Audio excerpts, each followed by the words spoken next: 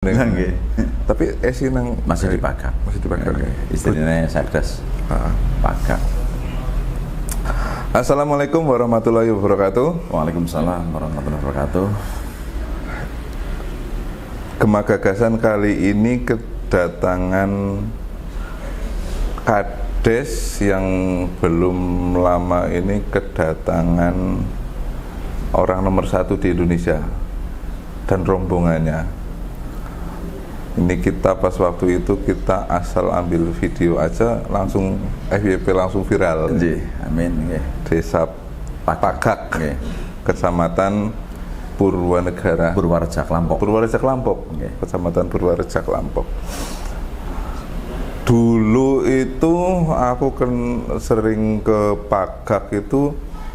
Pagak ya desa pada umumnya. Nggih, nggih. Nggak ada, kalau Dieng kan ada candi, ada potensi yang udah kelihatan bener lah. Nah, Pagak ini nggak ada apa-apanya, Mas. Maksudnya bukan nggak ada apa-apanya, mirip serupa kayak desa-desa umumnya ya, pemandangannya bagus. Tapi desa-desa Banjarnegara semuanya pemandangannya bagus, tapi tidak ada yang benar-benar menonjol. Nah, tapi kan harus ada sesuatu biar orang nomor 1 di Indonesia itu bisa mampir ke Pagak, dibikin acara di Pagak. Nah, nanti kita akan upas hal itu. Kita kedatangan orang nomor 1 di Pagak. Amanah titipan. Mas Jarwo. Nggih. Gimana Mas, sehat? Alhamdulillah sehat. Nggih. Nah, ini stylenya kita agak sama ya. Siap, siap. Yang lapangan, Mas. Lapangan. Gimana tadi nanggapi itu tadi kan, mau nggak mau kan di Pagak itu nggak ada laut, nggak ada kebun binatang, nggak ada apa namanya sesuatu yang fenomenal banget yang tanpa diolah pun orang udah tertarik untuk datang itu. Tapi nggak hanya masyarakat sekitar, warga wisatawan dari luar kota, dari luar negeri bahkan orang nomor 1 juga bisa ke Pagak itu. Awal-awalnya gimana? Pangapunten, saya tak sampaikan sedikit ngobrol bincang santai bahwa Assalamualaikum warahmatullahi wabarakatuh. Waalaikumsalam. Mohon izin, perkenalkan saya nama Sudarwo, Kepala Desa Pagak, Kecamatan Purwareja Klampok, Banjarnegara. Alhamdulillah, satu kehormatan bagi saya bisa sowan di Gema Gagasan. Barangkali mau ada 1-2 kalimat saya yang bisa bermanfaat buat teman-teman. Yang pertama, mohon izin dan saya bukan bermaksud pamer nggih. Dulu saya pernah kerja atau satu profesi di jurnalistik juga. Sekitar 8-9 tahun lah waktu itu. Saya dari daerah ke daerah lain ngintip nonton, ngintip, memandang hal-hal yang barangkali suatu saat bisa dibawa ke desa saya. Nah, setelah seperti itu berkah Gusti Allah Ta'ala saya diberi titipan amanat tahun 2013. Dan pertama saya masuk di situ, saya membuat RPJMdes. RPJMdes sebelum itu kami kumpulkan teman-teman perangkat. Karena bagi saya adalah satu keluarga. Istilah siji lara ya, lara kabeh kan seperti itu. Nah, waktu itu malam-malam saya bawa perangkat desa saya yang kakung-kakung, otomatis saya nginep satu malam di tengah sawah. Dan di situ kami bermimpi bareng. Dan saya pribadi maupun teman-teman berpesan ke diri kami masing-masing, mumpung diwai ballpoint, yuk kita nulis yang kira-kira nantinya ada manfaatnya. Tiap-tiap kadus, tiap perangkat berimajinasi, bergagasan. Selang 2 hari kemudian kami rapat lembaga desa, ada LP3M, BPD dan seterusnya. Kami bikin RPJMdes yang di salah satunya adalah mengkonsep desa wisata. Karena bagi saya, menurut kami pribadi, untuk wisata itu multiplier effect. Jadi efeknya itu sangat banyak dan domino. Dari tenaga kerja, potensi desa maupun hal yang lain. Alhamdulillah kita tahun 2017 mendapatkan SK Desa Wisata. Kita membentuk Pokdarwis yang bernama karya mohon maaf, saya membuat Pok Darwis, terus membuat BUMDes di situ namanya Astagina, bergerak terus sambil berjalan sambil mencari potensi desa yang ada.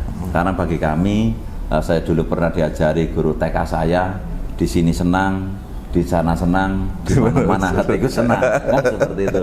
Nah, yang saya bawa ke Pagak untuk bisa mapping dan kita bikin semacam master plan. Tapi sebelum lanjut, pengamatan saya terutama, bener nggak sih kalau desa Pagak itu awalnya ya kayak desa-desa yang lainnya? Sama persis. Dan bagi saya pribadi bahwa wisata sebenarnya itu di pikiran, di otak, bukan di wahana. Karena wisata kan berbagai macam, ada desa wisata, wisata desa, agrowisata, dan seterusnya wisata-wisata seperti itulah. Ternyata di kami kita biar tidak tercerabut dari akarnya, kita membuat wisata yang berbasis pertanian. Karena dari panen sampai tanam lagi itu semuanya wisata sebetulnya. Menurut kami seperti itu, karena kita nanam, kita panen, kita bajak sawah dan seterusnya itu adalah rangkaian dari wisata sebetulnya. Tinggal ngemasnya ya. Tinggal bagaimana cara mengas biar lebih menarik seperti itu. Nah, terus bergilir waktu, bergerak 2 tahun Mas. Saya bawa slide, bawa laptop keliling RT-RT untuk mengenalkan apa itu wisata. Karena kita tadi Mas ngendika bahwa potensi sebenarnya ada, tapi kita nggak punya gunung, nggak punya laut. Apa kita mau nyulap jadi seperti itu? Kan tidak mungkin. Makanya yang ada di sana salah satu kawasan yang memang di situ ditanami tumbuh, cuman tidak produktif. Namanya areal rawa lutung. Yang memang rawa seperti itu.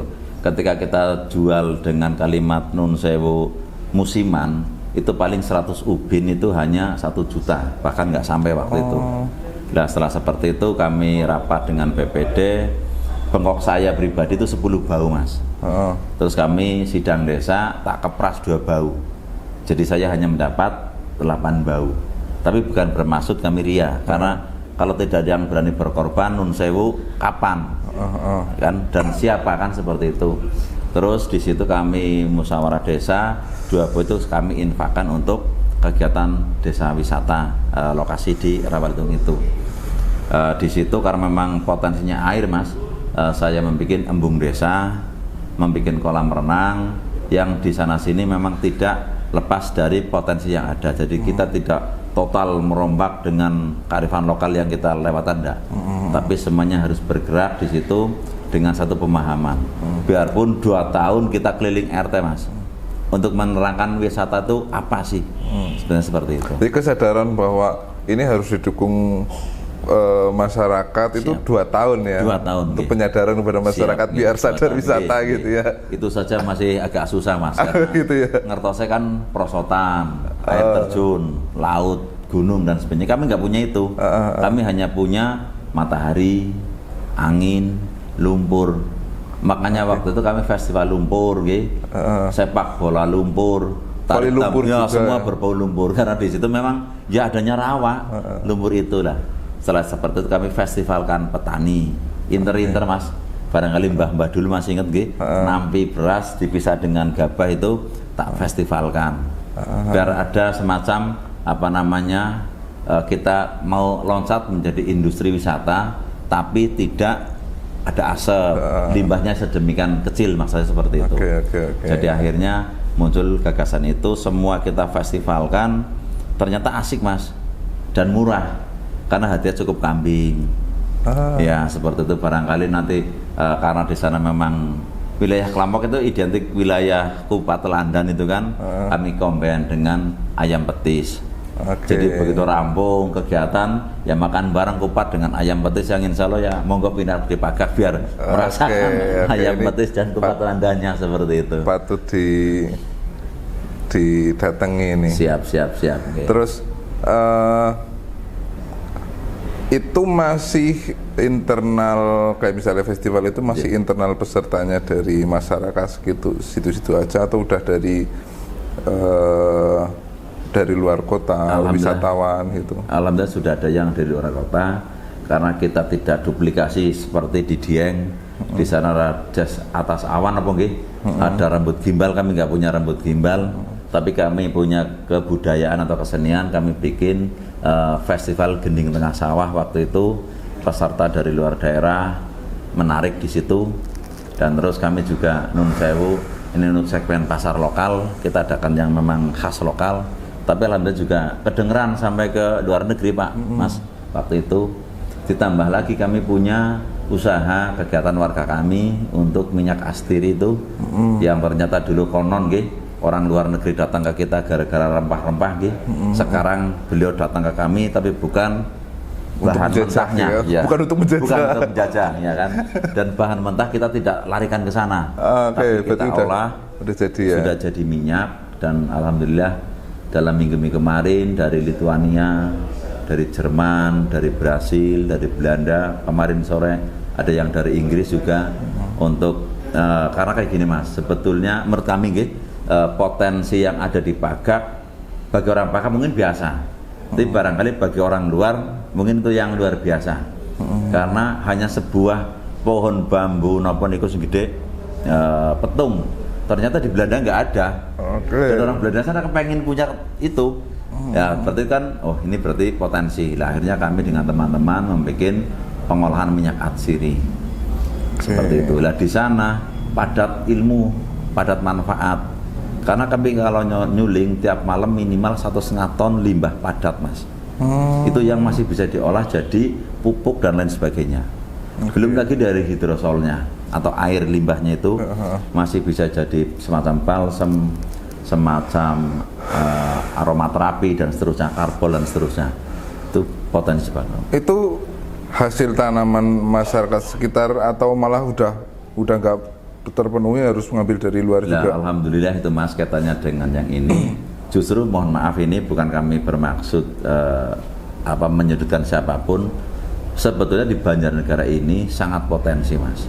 Karena nun sewu kami kekurangan bahan baku. Kekurangan bahan baku dan pangsa pasar sampai hari ini tidak pernah katakanlah kurang. Tidak pernah tercukupi. Ya tidak pernah tercukupi, maksud saya seperti itu. Karena kemarin saja masih ada kebutuhan minyak kayu putih 5 ton per bulan. Dan saya mau mengambil dari mana ketika kita tidak mempotensikan itu. Tapi warganya udah pada disuruh nanam. Alhamdulillah sekarang 1-2 orang sudah mulai nanam.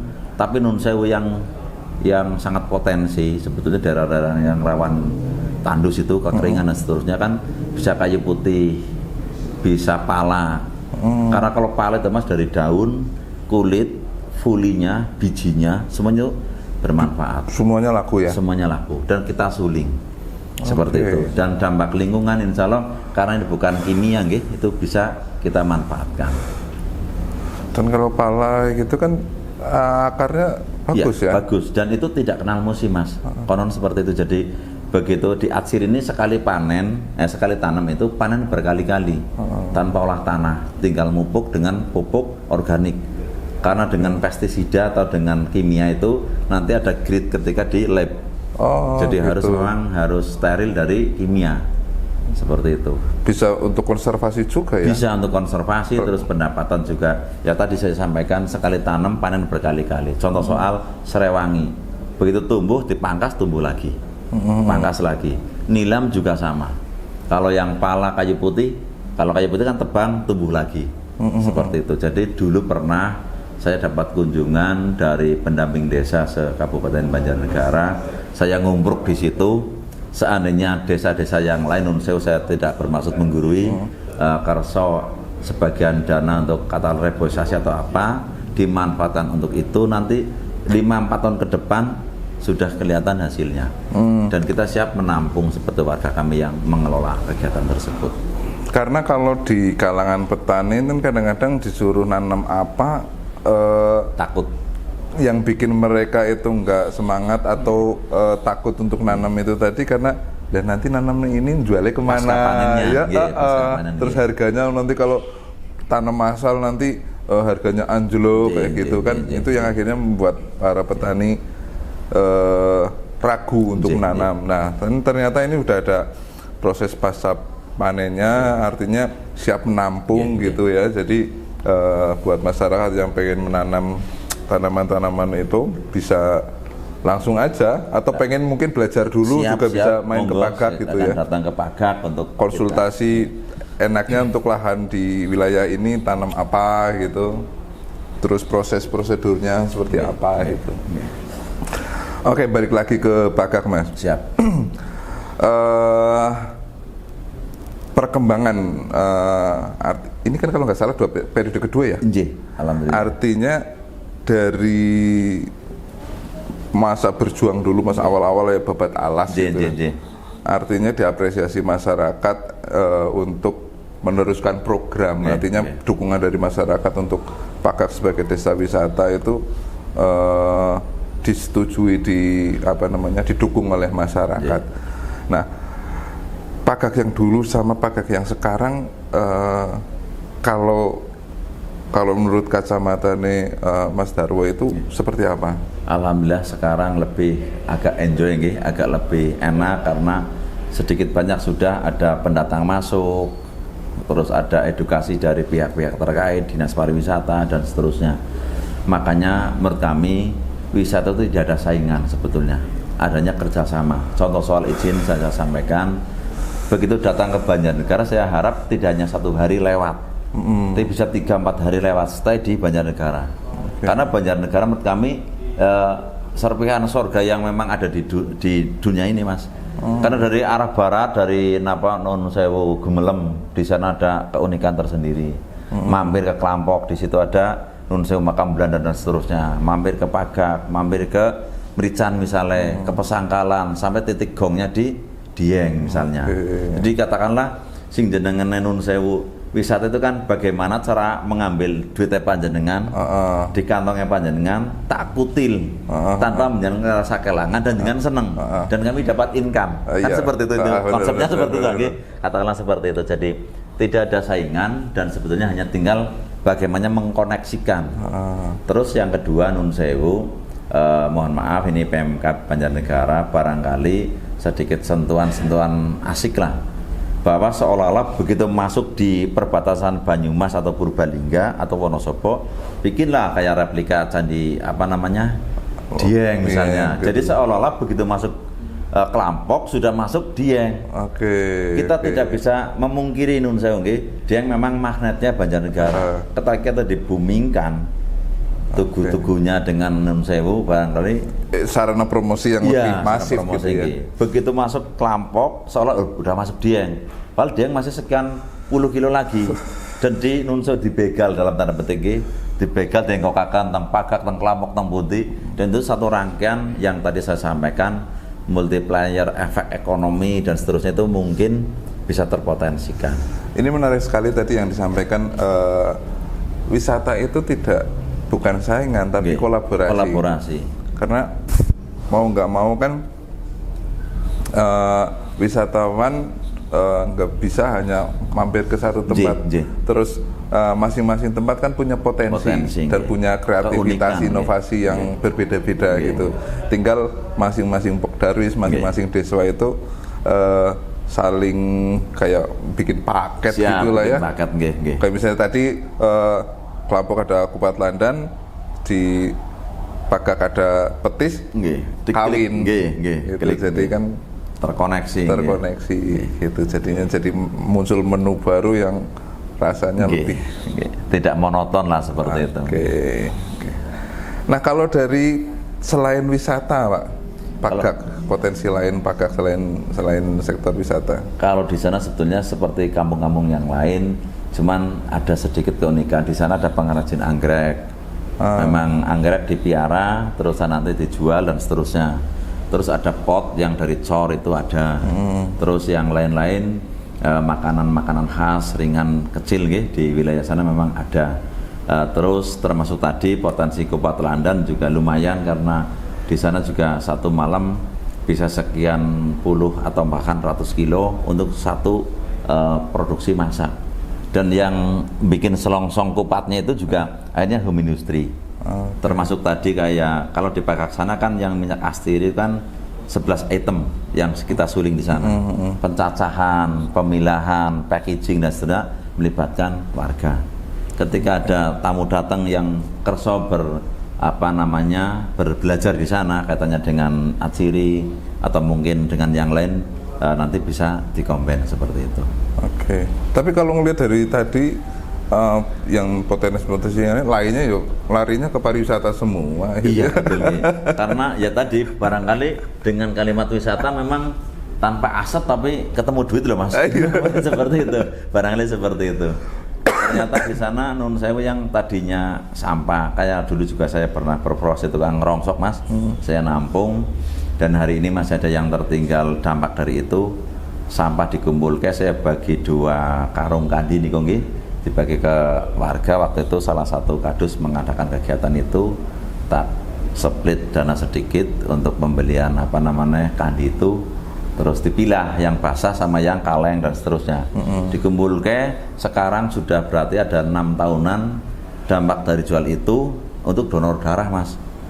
Jadi tiap 3 bulan sekali di Pagaksana sekitar 40-50 orang lah donor darah pulang Nun Sewu ngasto napa nggih mie napa penambah nutrisi lah katakanlah seperti itu dari hasil itu Mas. Alhamdulillah masih berjalan seperti itu. Dan dampak yang Nun Sewu positif negatif ya Mas.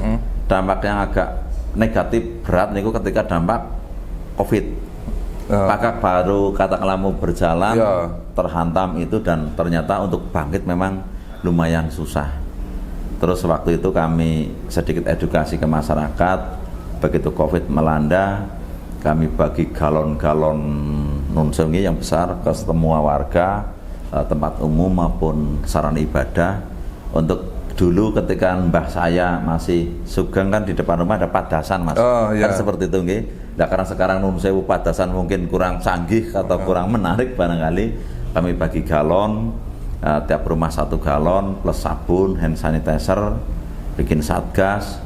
Setelah itu kita kasih Nun Sewu nggih makan bareng, kasih vitamin, kasih stimulan untuk menjaga lingkungan masing-masing. Akhirnya alhamdulillah dampak Covid nggak begitu terasa dan segera bangkit lagi. Sekarang sudah mulai biarpun tertati-tati tapi sudah mulai merambat malih Mas. Seperti itu. Padasan ya. Padasan itu tempat wudhu yang dari tanah liat itu kan. Iya, itu yang gentong ada, yang dari bambu panjang terus kasih lubang ada, seperti itu. Tapi kayaknya mungkin menarik kalau misalkan itu bentuknya tetap di beberapa titik masih ada yang dari tanah liat gitu. Tapi dulu itu juga untuk minum sih ya? Iya, untuk minum. Karena dulu kan masih terkontaminasi, belum terkontaminasi. Sekarang mungkin galonisasi. Galonisasi karena lebih aman ketika kesenggol nopo, betul langsung seperti itu. Terus alhamdulillah kemarin Mas untuk menyampaikan tadi, menyambung katanya dengan alhamdulillah satu kehormatan bagi warga Pagak khususnya dan Banjarnegara maupun penggiat wisata khususnya. Kemarin Pak Presiden kapasitasnya kunjungan kerja Kerso Pinarak di Pagak pada tanggal 3 Januari 2024. Konon karena Pagak fokus Pak, fokus penggunaan dana desa untuk wisata.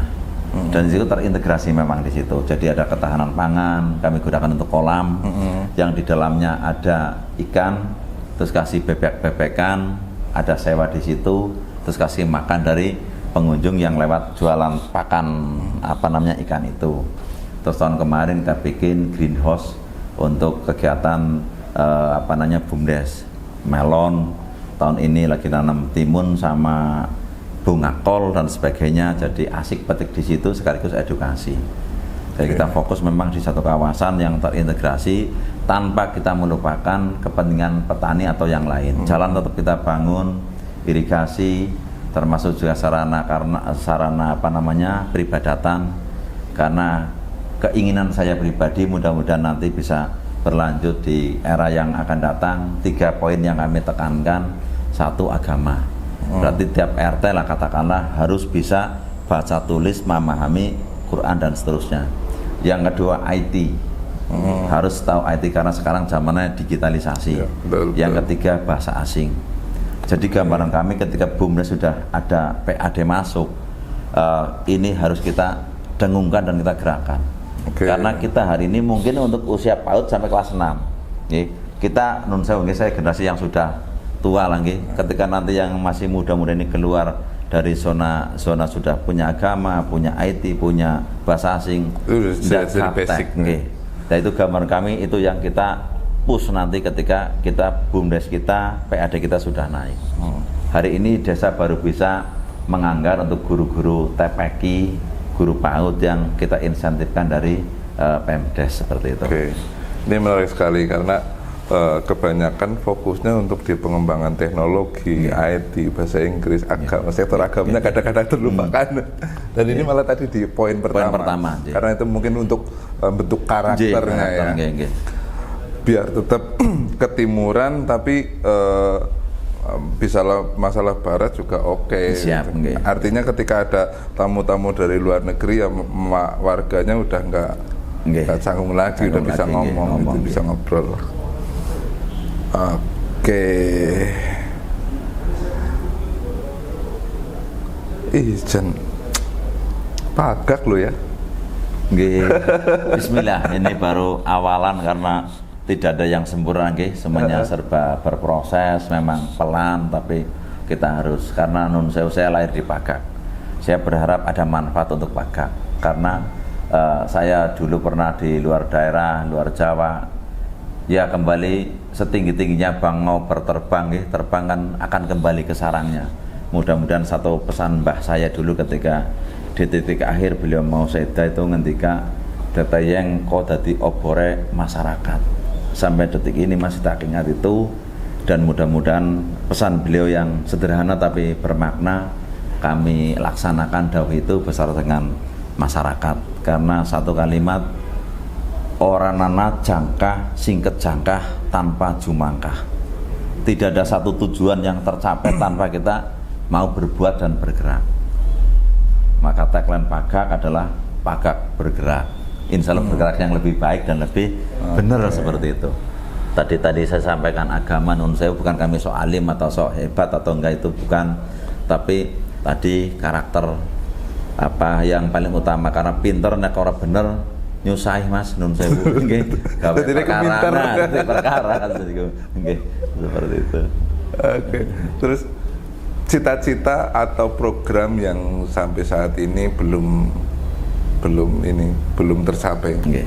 Jadi kayak gini Mas, sebetulnya PR kita sebetulnya dan kita semuanya, satu SDM pasti itu. Yang kedua nun sewu kompetitor daya saing di masyarakat. Biarpun nun sewu saing dalam arti positif karena saya tutulan dawet misalnya, panjangan tutulan cendol kan sama-sama jualan, tapi bagaimana berinovasi yang nantinya menurut kami ekonomi ini, karena wisata kan bisa menjadi kedaulatan ekonomi. Daulat ekonomi insya Allah ada daulat pangan, ada daulat pendidikan dan seterusnya.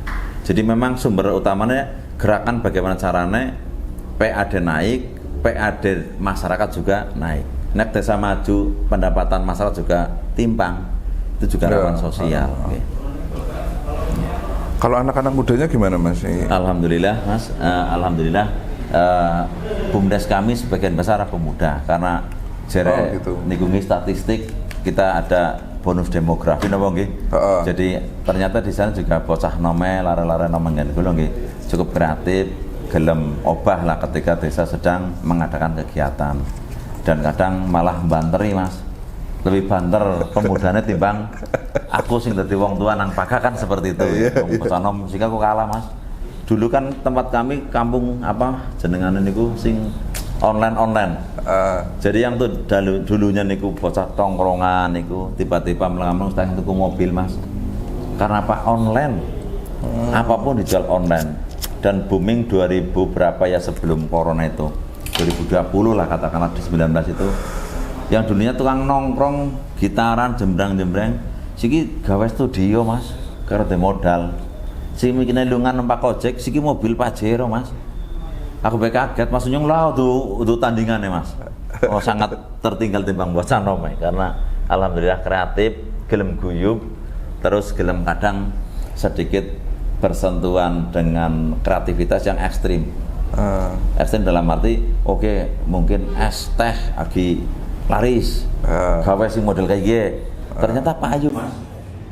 Bocah-bocah namanya bukan berarti kami ngalem bocah saya itu enggak, tapi saya harus akui lah sebagai saya orang tua, konteks mereka memang jauh di atas kita. Tapi ngalem ini perlu Mas, Nggih. karena biar mereka diapresiasi, Mas, terapresiasi. Dulur pakak bukan dalam ya, tapi penyemangat. Penyemangat. Nggih, nggih. Ngapura Mas, karudut Mas. Ayo bareng. Nggih. Karena ini kan untuk ngobrol santai. Nggih. Ngobrol santai. Terus ini juga harapannya bukan ketemu pertama dan terus terakhir. Nanti kita explore lagi Pakak itu seperti apa, potensinya seperti apa, kegiatannya seperti apa. Karena salah satu desa yang paling banyak, ya maksudnya bukan paling banyak kegiatan festival-festival, kegiatan masyarakat itu salah satunya Pakak. Nah kalau bicara ngomong skala kabupaten Banjarnegara, banyak yang ngomong sepi festival, sepi event. Gitu. Dari level desa Pakak memulai itu. Harapannya kalau kita sih harapannya bulan ini desa ini bikin festival tapi gede gitu.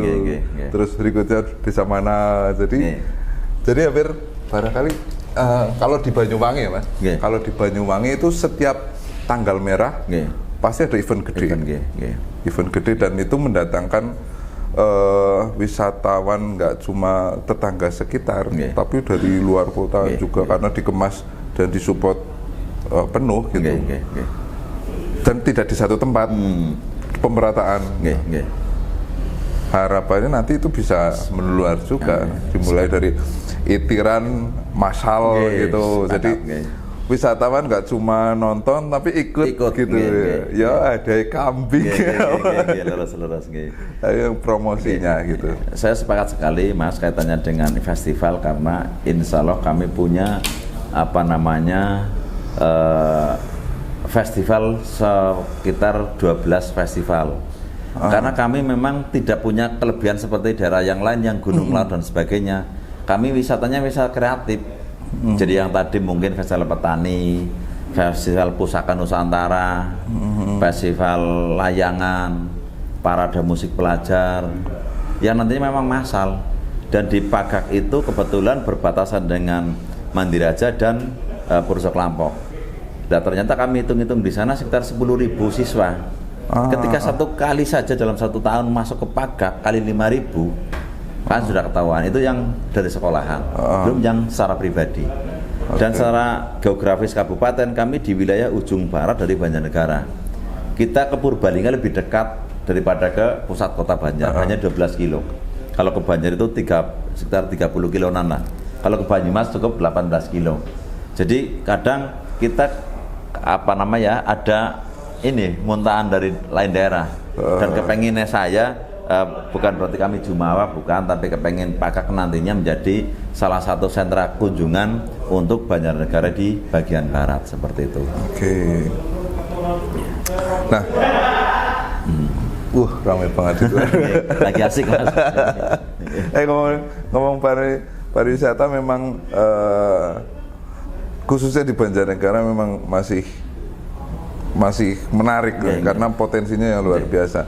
Semua bakal calon pun ngomong pariwisata, orang luar daerah ngomong Banjarnegara, ngomong pariwisata, terus yang mau nggak mau masih Dieng gitu lah. Walaupun untuk promosi masih kurang karena Dieng masih kabupaten sebelah gitu. Harapannya dengan dari muncul desa-desa seperti Pakak, terus desa-desa yang lain juga Kelampok, Dawuan, desa-desa satelit pendukung wisata Dieng sebagai gongnya ini bisa memperkenalkan Banjarnegara, meningkatkan kesejahteraan masyarakat dan lain sebagainya. Mas Darwo, barangkali ada closing statement ya, barangkali untuk masyarakatnya atau warga yang nonton tayangan ini di Banjarnegara maupun di luar daerah, kaitannya sama Desa Pakak, monggo promosi, monggo silakan bebas. Assalamualaikum sedulur Pakak, Banjarnegara dan dimanapun yang membaca atau menonton acara ini, saya mengucapkan terima kasih sekaligus mohon doanya. Ayo bareng-bareng wargaku, warga Pakak, semangat, Pakak bergerak. Karena apa? Hari ini kita tanam, besok insya Allah kita tuai. Dan ketika bukan kita, insya Allah anak cucu keturunan kita. Bagi warga Banjarnegara, bareng-bareng monggo, maupun yang lain di daerah Indonesia maupun yang di luar negeri, monggo pindah ke Pagak, insya Allah bareng-bareng, ngopi bareng, udut bareng, sing rokok nggih, sing garap pengendar kupat petis, silahkan datang, sing mau renang cukup 5.000, ora perlu nimba, geri adu sekuate seporete. Bagi warga Pagak, sinang Suriname, sinang Belanda, sinang Amerika, karena Nun Sewu ada keturunan warga Pagak yang berada di Suriname Mas, dan di Belanda maupun di Prancis dan seterusnya. Sugeng berkarya di sana, ingat kampung halaman. Dimanapun panjenengan berkarya, di panjenengan tinggal kelingan maring Pagak. Karambah jenengan, darah jenengan, anak darah Pagak. Matur sedulur, bismillah, muka-muka Pagak tadi desa sing baldatun, toyibatun, warabun khofur. Gemah ripah loh jinawi, toto tentrem karto raharjo. Wassalamualaikum warahmatullahi wabarakatuh. Oke, demikian untuk episode Gema Gagasan kali ini bersama Desa Pagak, semoga bermanfaat. Assalamualaikum warahmatullahi wabarakatuh. Waalaikumsalam warahmatullahi wabarakatuh. Maturun ya Mas, ngapa keliwat? Mau keliwat.